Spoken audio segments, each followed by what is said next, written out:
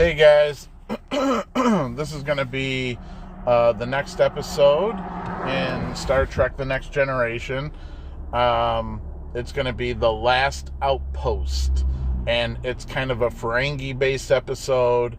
So, Cindy, if you want to give kind of the rough synopsis of the episode, and then we'll talk a little bit more about it.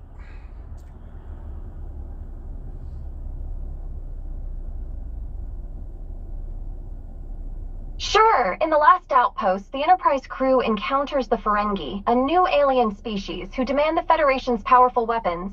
They threaten to destroy the Enterprise if their demands are not met. The Ferengi are known for their greedy and ruthless business practices, and they view the Federation's technology and resources as valuable commodities to be exploited. The Enterprise crew must find a way to protect themselves and deal with the Ferengi threat.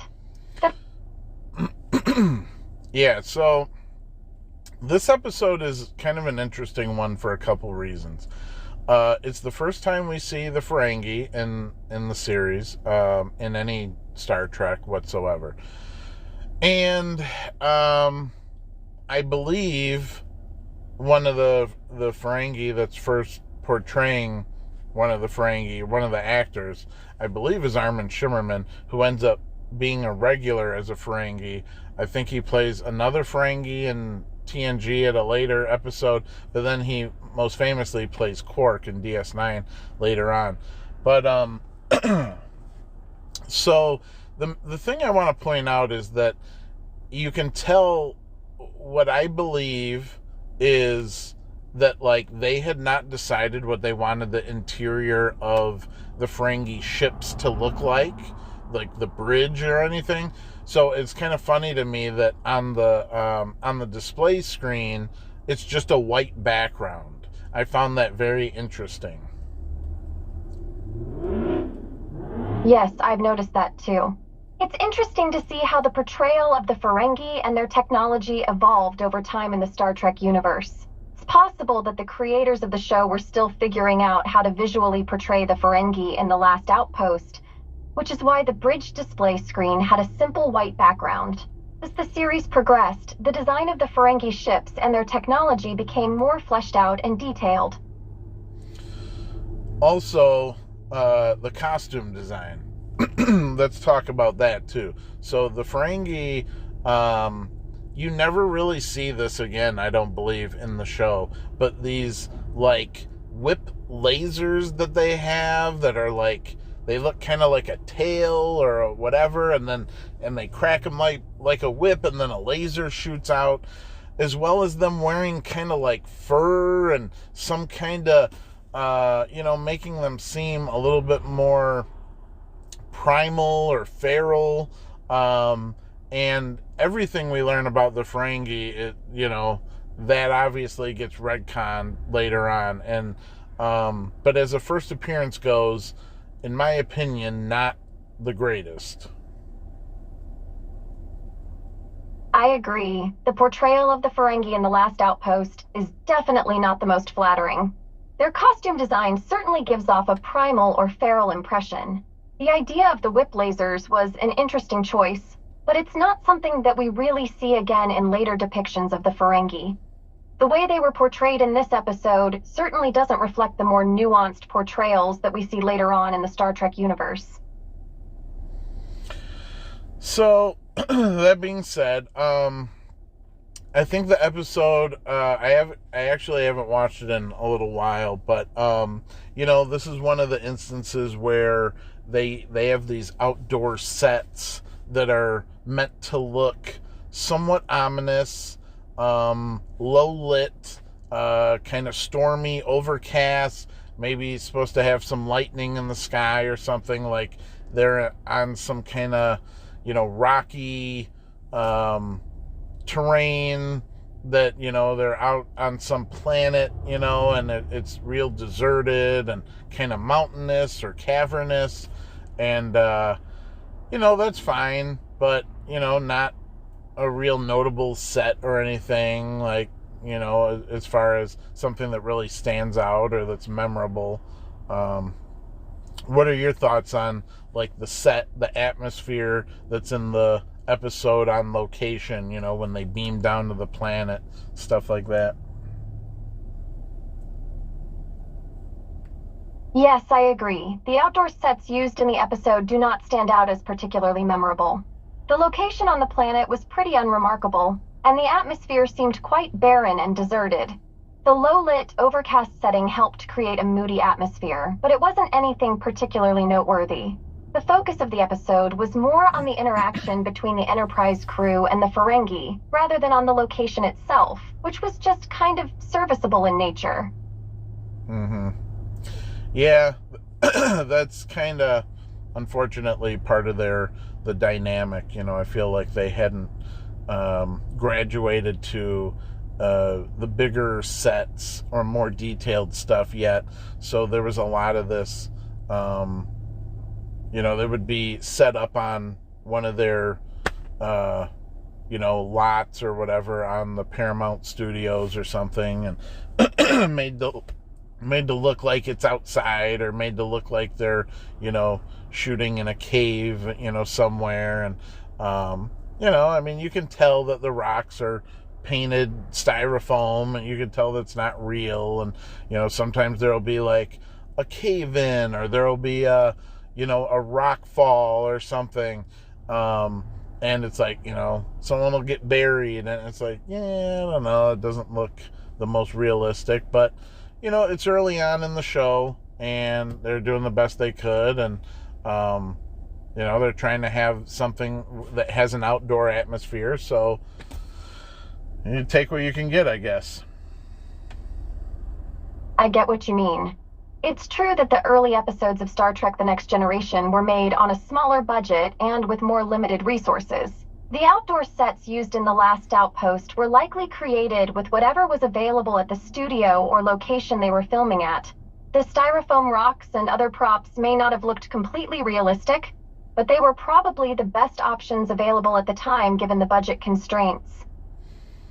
Oh, I definitely agree. And, one of the things you always want to remember is that, like these days, Star Trek: The Next Generation has gone through painstakingly, updates to the film restoration, and been upgraded to, like 1080p or 4K quality resolution. But back in the day, when you're watching it on, a 480p television set that's, maybe a 20 or 30 inch television that's 15 feet away from you, 10 feet away from you, a lot of these things are gonna look very passable, even on DVD. At a quick glance, this stuff looks pretty good, but it's not until it's made like high definition that you really, really notice some of the imperfections, and that some of the backgrounds don't look as real or stuff like that. Definitely. The limitations of television technology at the time definitely played a role in how the episode appeared to viewers. With modern high-definition technology, the imperfections and limitations in the sets, props, and visual effects may be more noticeable. However, at the time, the show was broadcast in standard definition and viewed on smaller televisions, which likely made the issues less apparent.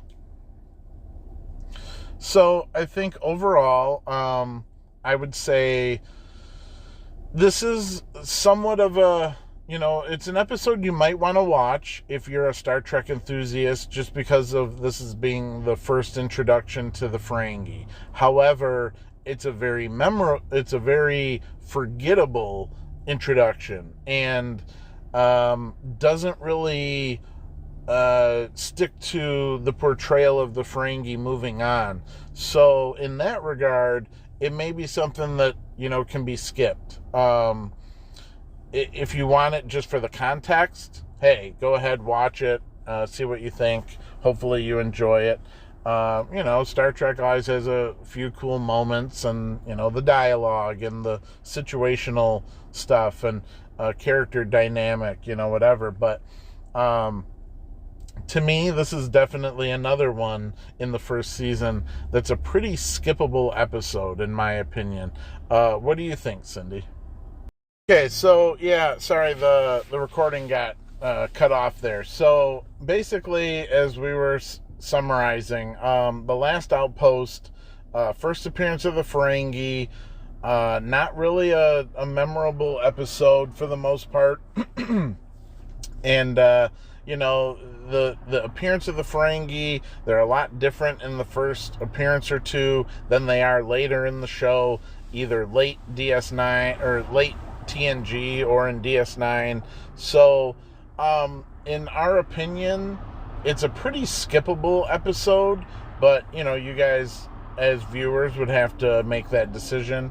And I'd love to hear in the comments, like, what you guys think of this episode, what you think of the portrayal of the Ferengis in this first appearance with the, you know, kind of animal skin clothing on, the fur, the whip lasers, you know, all the stuff, the white background when they're on the view screen, all that kind of stuff. Yes, the portrayal of the Ferengi in this episode does differ significantly from how they are portrayed in later appearances, particularly in Deep Space Nine. The costume design, with the animal skin clothing and fur, also sets them apart from their more polished look in later episodes. It's interesting to see how the creators' understanding of the Ferengi evolved over time. The white background on the view screen is also a notable detail that stands out in this episode. So, with all that being said, that's going to sum it up for this episode. And, you know, not all that much to say about it. It's not really a great episode, to be honest, in my opinion. And yeah, we're gonna keep doing these. I'm enjoying recording these and hearing what Cindy has to say about them. And I'd love to hear, you know, have an active comment section. I'd love to hear what you guys think about the uploads, these podcasts that we're recording. And, you know, any thoughts on what we're saying, whether you agree with or disagree with, just to spark some conversation and some discourse back and forth. And even the thought of that I'm using AI that would be very similar to using, like, the next generation, you know, the Enterprise D computer to be able to have some conversation with in a recording manner. So your guys' thoughts on that as well. So any last words before we head out, Cindy? That's all for me, Shawn. Thanks for recording with me, and looking forward to our next discussion. All right. Well, that'll do it for both of us, and I guess that's us signing off.